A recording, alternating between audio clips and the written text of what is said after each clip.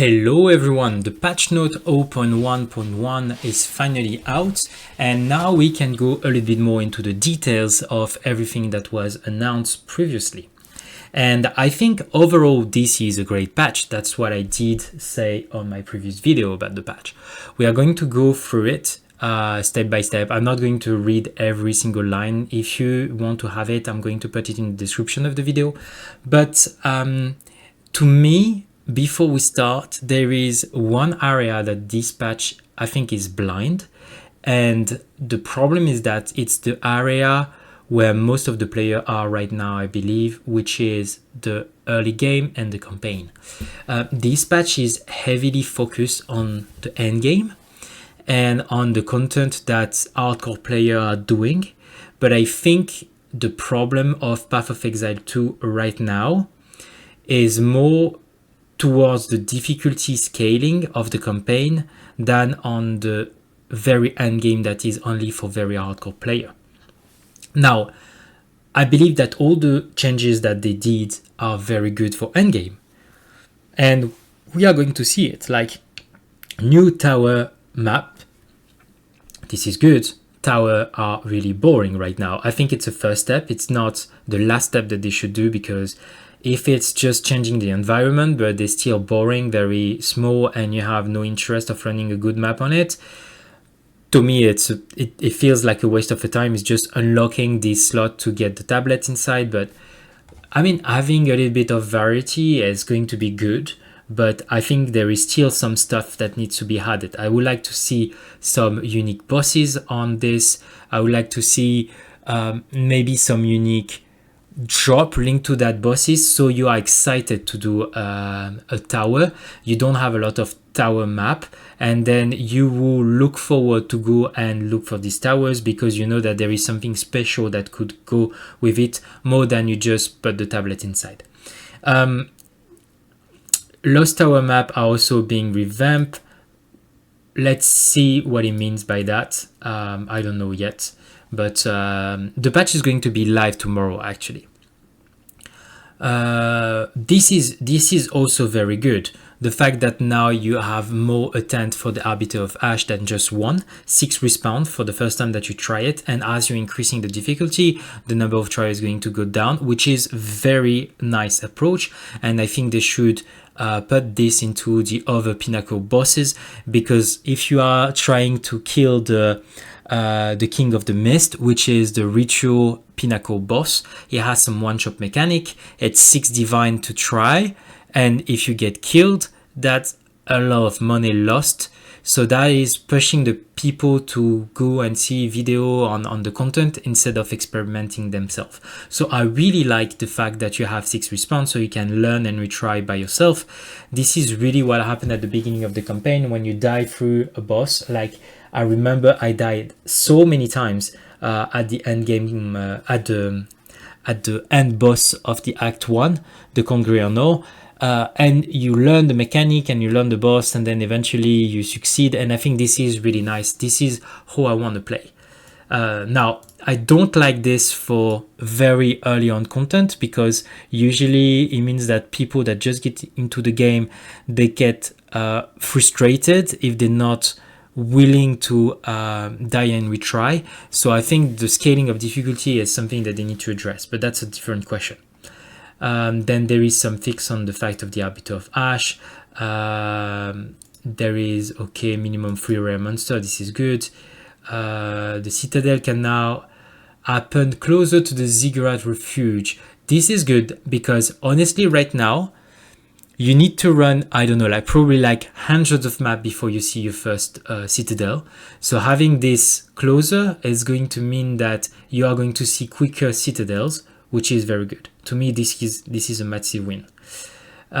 Visibility of Citadel, very good as well. You get thrown into the end game and you don't see where you need to go. It's just gambling all the time, and this is a bit frustrating. So seeing them from far away and giving you a direction where you need to go, this is really nice. It's going through what they did into the campaign, having a little bit more guidance, and I think this is extremely nice. Map now display play their biome where over the Atlas UI. I mean, this is nice. It's also interesting because you have some point into the Atlas skill tree that are improving certain drops depending on the biome. So why not? I mean, this is good. Over super currency, which is placed okay. So you can add Mad Boss to tablet now, which is I think is good. Okay, this is nice. Ascension Shrine, more number of monster. Okay. Double number of chests. I don't mind this, but I don't think chests are very important. This is nice. Double the number of monster. This is good. More magic monster. I love it. More rare monster. I love it. Okay, this is good. Okay, so they don't go into the details which map is going to do what. I think overall, every time that there is more monster, I'm happy. If there is less monster, I'm not happy. I think having monster density is really what people are looking into the in-game. And this is RPG interest. Is like you want to have a lot of monsters. So this is just about balances. So let's see how it plays out. Hideout area, okay. Okay, Enchanted Paradise. So this is the map where actually you have a little bit, you have less drop, but you have like 4 times XP, which is good. You want to have, okay, why not? Okay, reduce the damage scaling of mountain simulacrum encounter. Okay, so they nerf simulacrum, which is resonating very well with the video I did, which I think simulacrum was completely busted right now for 2 reasons. The monsters that were invincible, and honestly the difficulty even at level 79 was completely insane. I was capable of clearing every content into the game, but simulacrum at level 1. So I mean, yes, this is, yeah, that completely makes sense to me. Okay, map contain bosses, 1 every 4 map. This is huge as well. And by the way, if you don't know how to unlock the boss Atlas tree, you need to have a look to that video, because I believe this is something that is very good, because it's really your waystone maker, and it also improves the quality of drop that you get. So having this in more maps, it's a big win for me. Has been reduced to account to the total of number. Okay, so you will not get very high tier as you used to. Okay, 15% for map boss, and it was 25. So they nerf that node. Okay.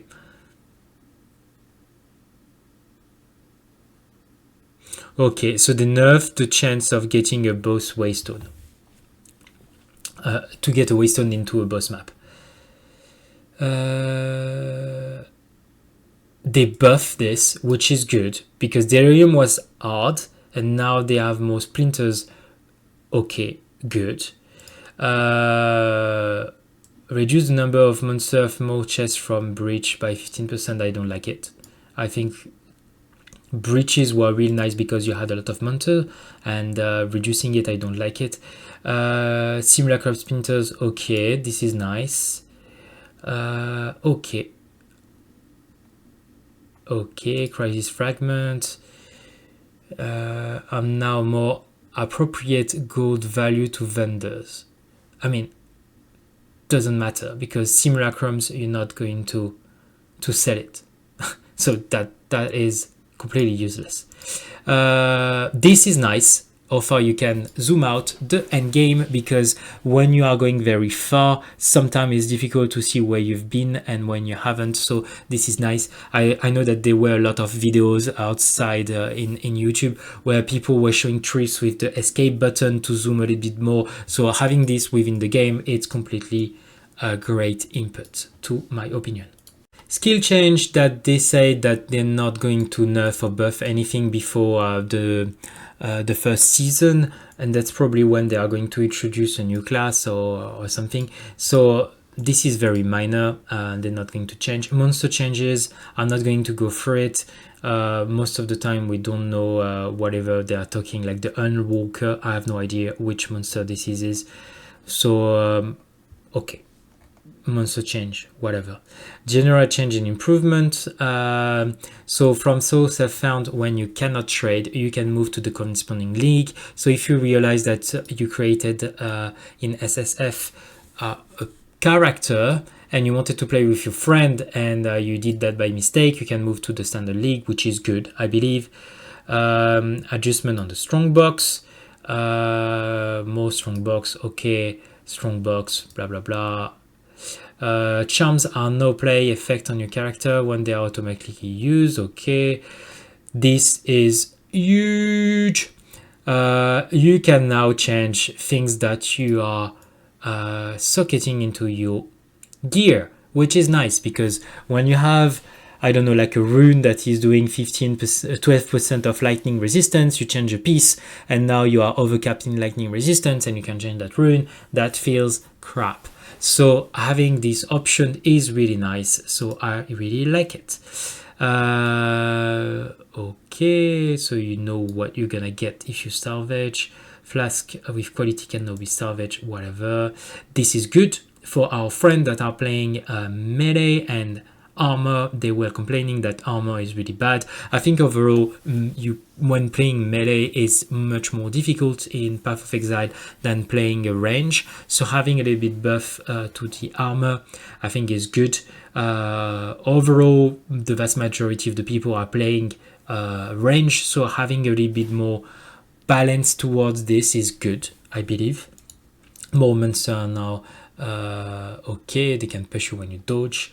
This is also good because I think right now rituals, they really like, oh jackpot, I get like the audience with the kings, but having a bit more omens that provide you more sustained amount of orbs if you are selling them is nice. And also this is going well with the crafting that they are going to implement later on. Omens, usually they are making that, let's say you use a real orb and it's just going to add suffix or prefix, and this is good. I mean, for crafting, I think this is a good thing. Okay, less desirable item modifier, so that's good. So if you are gambling, I guess this is going to be good. Okay, whatever. Okay, rarity, time in expedition vendor shop now increase with level. Okay, for activating the first persistent buff skill gem. Okay, I guess this is nice for new player. The player revive when placing your hand. Okay, this is, I mean, this is good, but it's nothing major. It's just like nice to have. The Hand of Wisdom action, okay. Omen of Weight, improve performance. Molten Vault, reduce the screen clutter, improve the performance. Burning Ground, can spawn underneath such, okay. Monsters can no longer spawn near, okay. Added keyword of honor resistance. This is nice. This is really nice. That's another thing that I was mentioning before. At the moment, Delirium monster, they are untargetable and they push you when they emerge from a mirror, and that was extremely frustrating, especially in Simulacrum when you have no space to maneuver. You were getting pushed all the time into a corner, and then when they start activating the hit, they stun lock you. That was extremely annoying. So having this being removed is good to me. Monsters should not be untargetable. There is no like question mark or anything. This to me was a bug. Okay, so this overall, I think there is some nice thing, but it's, I mean, quality of life overall. There is some very nice things, but overall it's quality of life. Now, the bad part, and we are going to talk about the unique item change. This is the part that I think is a little bit disappointing. Unique item change. So you have two kind of unique item. The first is something that, let's say three kind of unique item. The first is the thing that you know that in the end game is going to be crap and you're going to replace it. So that's what this patch is about. Because every unique item that they are mentioning here, to my knowledge of the game, which is limited, they're not going to be item that you are using for build, and they are like the end game best in slot. So this is not about buffing end game. Then you have the unique item that you use as a transition from the end game, from the campaign to the end game. And honestly, I have not seen a lot of them. Like most of the unique item I was using when I started my build, they're not into this list. So the last one are the unique item that you drop through the campaign and potentially you can use. And they buffed a little bit those items. Now, the problem is that right now, when you drop a unique item, most of the times it feels crap because it's bad. So moving from 15 to 30 mana to 50 to 70, and they say, oh, but you can use a divine orb to reroll that. Okay, thank you very much, but I'm not going to use a divine orb on a crap item shield that is providing me a little bit more mana so I can get 20 mana more. I mean, come on, GGG, you know better than that. This is like, to me, this is a joke. This is a crap item. Eventually, if I'm level 30 and I drop it and I really have like a shitty shield, I can use it for like a few level and I'm going to replace it as soon as I get a rare.